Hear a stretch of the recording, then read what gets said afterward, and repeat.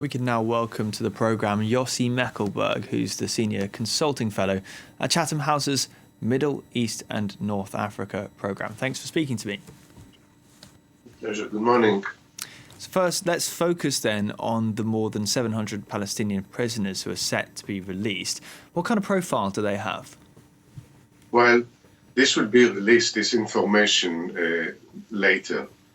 And we assume that at this day, it's not to see the big names.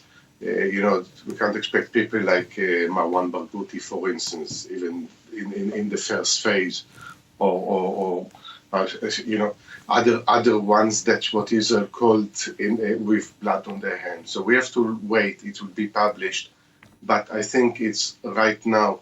We'll see that the numbers of them. Remember, there are nearly 10,000 Palestinian prisoners and people detained in Israel prison and detention center. Hundreds of them are minors, some in administrative detention. So we need to look at the full picture of this. And we're seeing reports that some of these prisoners set to be released are teenaged. How young were some of them when we went to prison? Do we know that? Yeah, young teenagers, and it varies. People can. Young people can be arrested for as little of throwing stones and remain in detention for a long time. I think we know that the so-called justice system when it comes to Palestinian, it's very different from the one in Israel. The very fact that you can have hundreds of people in administrative detention, which means they are not even need to be brought to judge. There are no charges pressed against them. So it creates a very different between a justice system between those Palestinians that been caught and charged and proved in court that committed crime or terrorist act, and those who are on the basis of very flimsy evidence.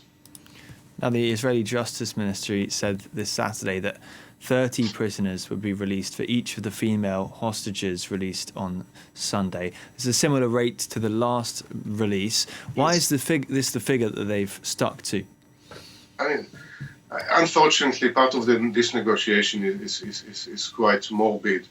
It's also between life hostages and those who unfortunately, sadly, are dead.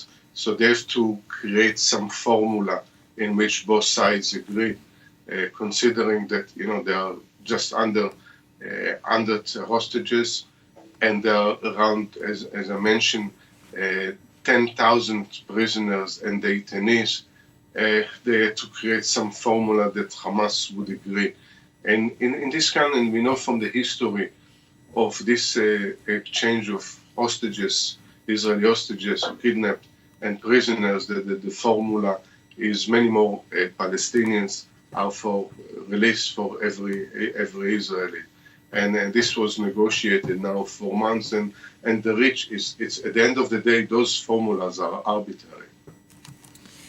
Thank you, Yossi Mekelberg, for that update for us from London.